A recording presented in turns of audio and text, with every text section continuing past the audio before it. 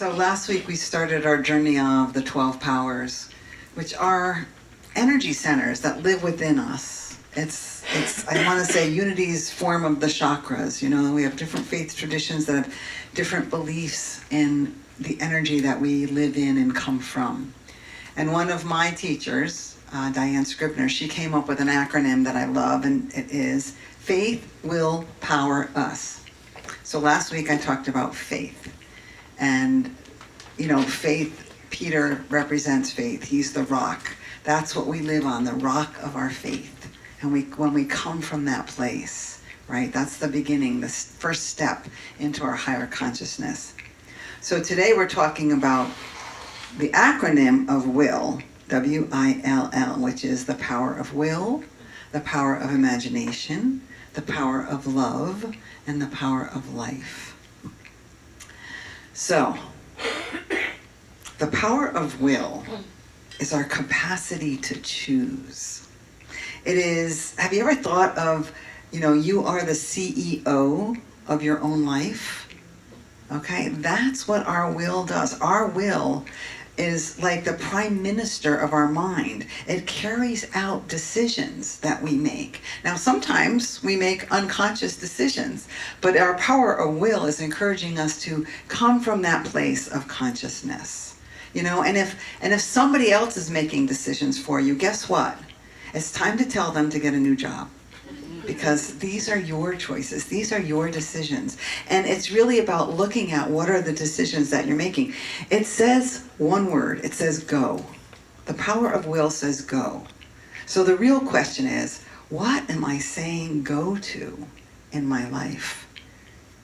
Am I saying go be upset about what's going on? Or am I saying stay calm and have faith? Am I saying go to move forward? Or am I saying, I want to just give up and give up? It's a conscious choice that we make moment after moment. Your will follows your command. We were talking about the placebo effect when we were doing the meditation. When we decide to get upset, our blood pressure rises, our heartbeat increases, our voice elevates. But when we decide to be calm, our blood pressure drops, our minds open, and we become more flexible. Sometimes our minds are like concrete, right? Thoroughly mixed and firmly set. Have you ever felt that way? Like you're not willing to change your mind? But it's our job, it's our responsibility when we come here. When we say yes to this journey of spiritual growth, it's our responsibility to take choice and make a decision about how we're going to see things and how we're going to say yes in our life. We can retrain our default response, or I should say, our default reaction, and make the choice to be still and listen and trust. Now, I put my phone on Do Not Disturb. Why is it doing this at 11:11? Again, 11:11. I like the music. I know, right?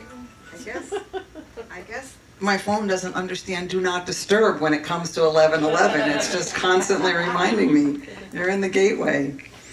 Anyway, so 2 Timothy 1:7 said, God did not give us a spirit of fear, but of power, love, and self-control.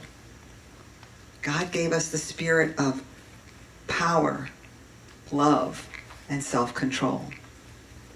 The spiritual power of will enables you and I to make decisions and to carry them out. It involves not my will, but thine will, which is a sense of surrender sometimes, right?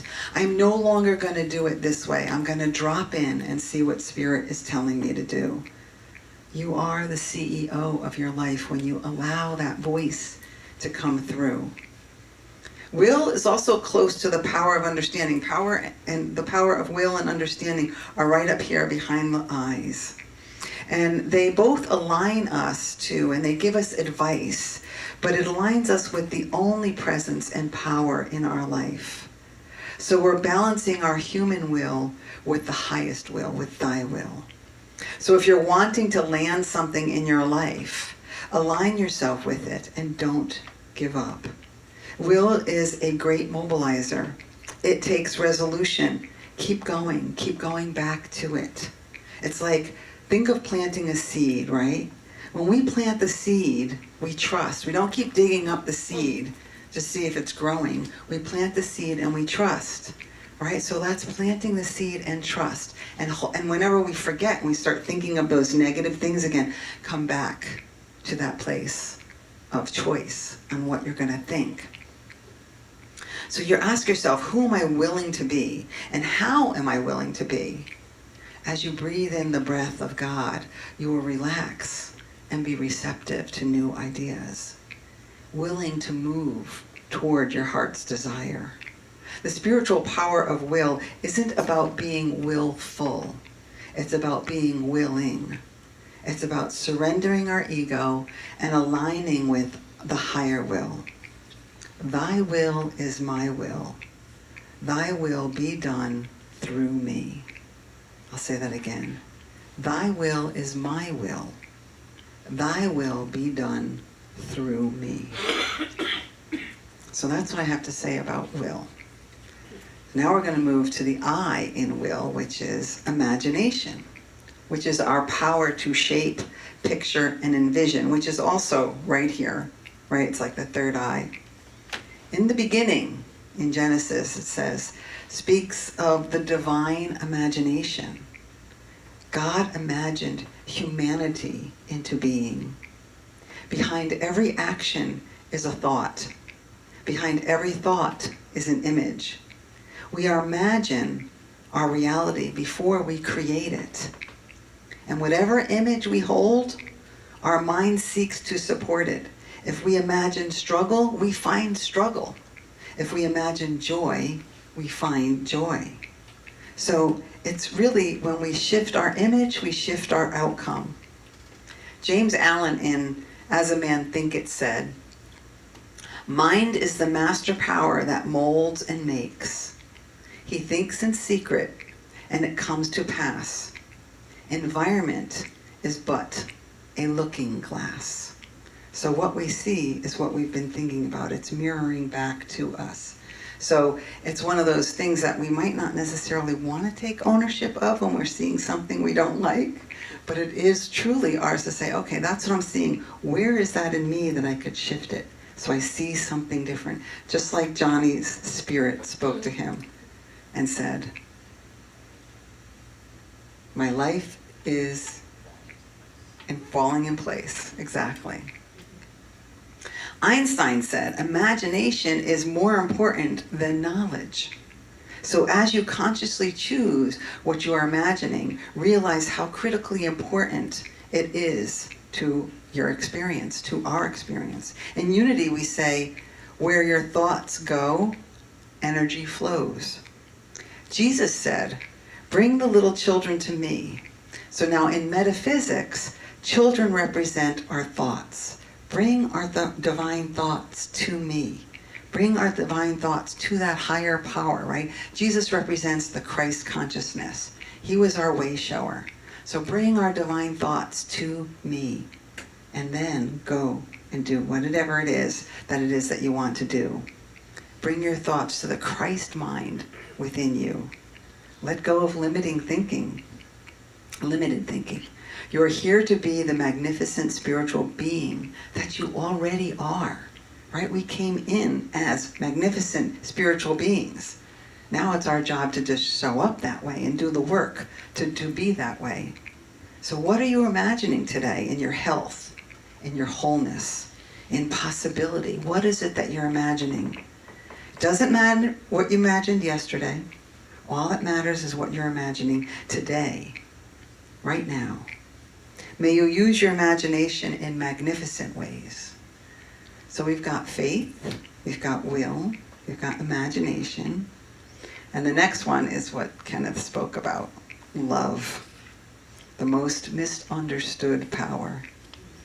The misconception of love has caused heartbreak, hatred, and even war. But we are invited to see love anew. Jesus broke through the hardened beliefs of what love is. We are invited to do the same. More than any other power, We get hung up on the idea that love comes to us from someone or something else outside of us. But yet, we are the light of the world. In 1 Corinthians 13, it's a description of love. Many couples use it in their weddings. And it talks about what love is not, and it talks about what love is. So what love is not is envious. Love is not boastful, arrogant, or rude. It does not insist on its own way. It is not irritable, resentful, and does not rejoice in wrongdoing. Love is patient.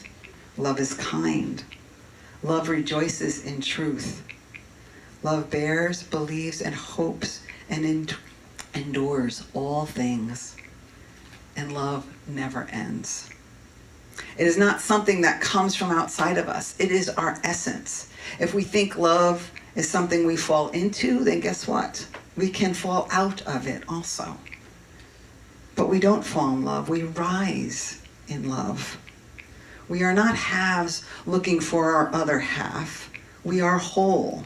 And when two whole beings come together, the relationship itself becomes a living entity.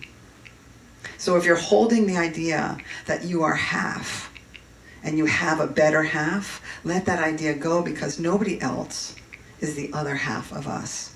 Romantic, but self-deprecating. I can't even say it. Deprecating. The truth that sets us free is that you are whole and complete on your own. When we see ourselves as whole, we draw to ourselves others who see themselves as whole. Because God is not outside of us, and neither is love. God is love, and that's John 1:48.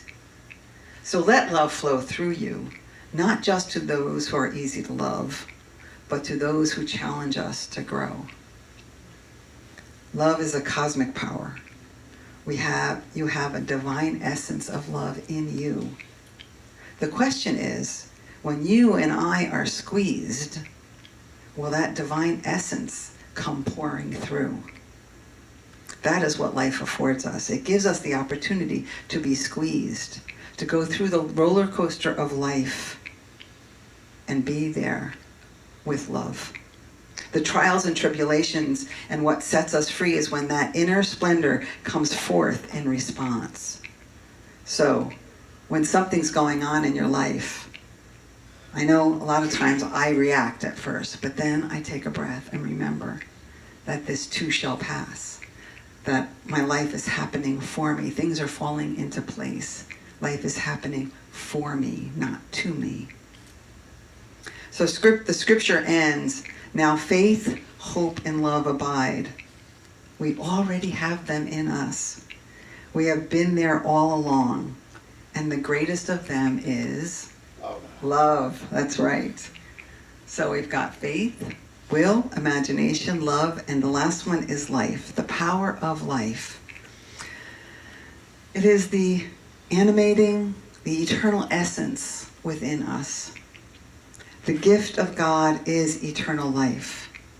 Eric Butterworth said, life is not the transient experience between birth and death, but the finite encounter within an infinite, never-ending life. Every conscious breath you take quickens our life force. Every God thought lifts you to a new perspective. We have a regenerative power within us. That's called life. And it's always calling us to be more than who we are.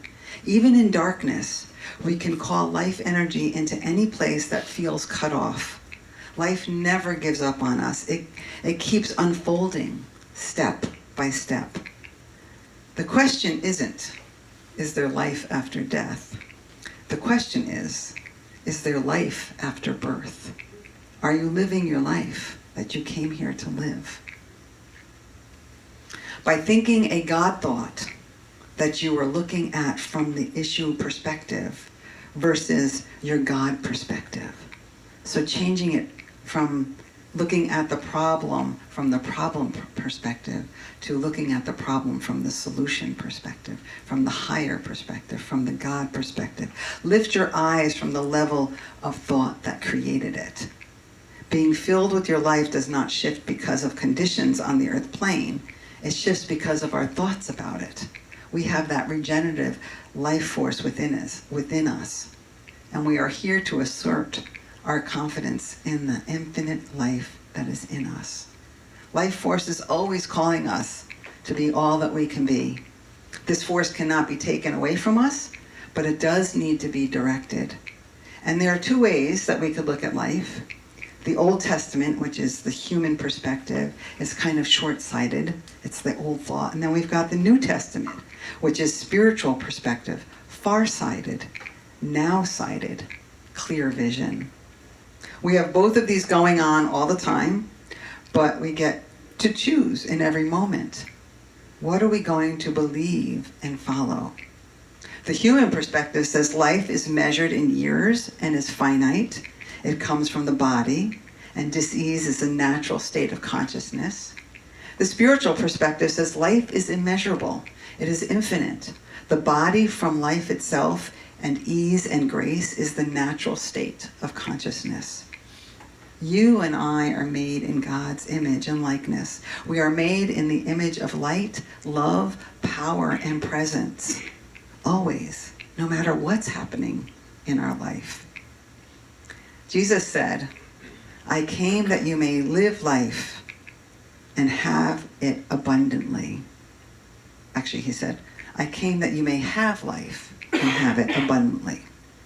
So there's a professor in his office grading papers, and a student, a young, beautiful woman, comes knocking at the door and says, Professor, can I speak to you? And he says, sure, come on in. And she sits down and she says, Professor, is there anything I can do to get an A in your class? And he looks at her, he says, anything?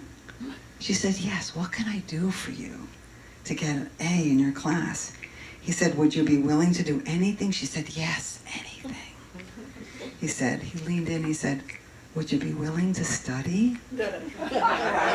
So for us, are we willing to do the work, to live life abundantly? The message is clear. Will you live fully? Will you move your life force in the direction of your spiritual truth? You are made in the image of light, love, power, and presence, always. Now, Reverend Diane Scribner shared a beautiful illustration of this light and love, and because we never know what our gift is going to do or where it's going to go or how it's going to come about. When World War II was raging in Europe, Silent Unity was receiving a lot of letters from people caught in the conflict asking for a prayer for protection. It was Christmas when James Dillett Freeman, who was a poet laureate, wrote the first rendition of the prayer for protection for the soldiers and their families. And the prayer went like this. The light of Christ directs me. The love of Christ enfolds me. The power of Christ protects me. And the presence of Christ upholds me. So it's a beautiful prayer, but it's oriented toward Christians. After Christmas, Silent Unity went to Jim and asked to create a prayer that they could put into a brochure that would be more open to other faith traditions. And they actually asked him if they could use the basis of Psalm 23. Yea, though I walk through the valley of the shadow of death, I shall fear no evil. So he began working. But then later a woman went to him and said, if you were a woman in England and someone was dropping bombs over your house, or if a soldier was being shot at, I would not want to feel as though I was walking through the valley of the shadow of death. I wouldn't want to hear those words. So can you do a little better than that? Something more universal, something that could be heard by all people in all faith traditions. So in 1941, the first printing of the prayer for protection went like this. The light of God surrounds me. The love of God enfolds me. The power of God protects me. And the presence of God watches over me. And that was it. So after saying and listening to this prayer for 2 years, James Dillett Freeman changed. He changed himself. And so the prayer grew in him. And he had the chutzpah of going in and saying, I'm going to change the prayer. Even though everything was printed, he went in and he added, wherever I am, God is. So things evolve. We evolve as we open up to the consciousness. Later, the unity movement then added "and all is well." And they believe Jim would not have minded this at all. Well, then 26 years after it was published, in 1969,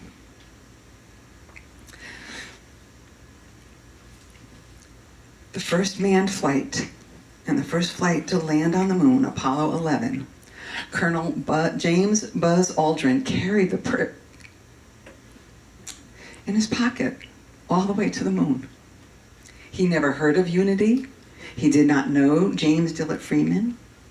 So the way you and I carry life out, our way of perceiving it, whether from the human perspective or the spiritual perspective, can be informed by the truth that sets us free. That truth is God is constantly with you and I. That you can call up life force, life energy into any place that feels cut off in any way. Life is continuously unfolding and revealing itself one step at a time, whether on the moon or on the earth or wherever we are. So this week, may you activate the powers of will, imagination, love, and life in your life and every day, and use them to step more boldly into the lives that we were meant to live. I want to say thank you. I'm your partner in prayer, possibility, and power. I love you. I appreciate you. I see you. And until we see each other again, know that you are blessed and a blessing.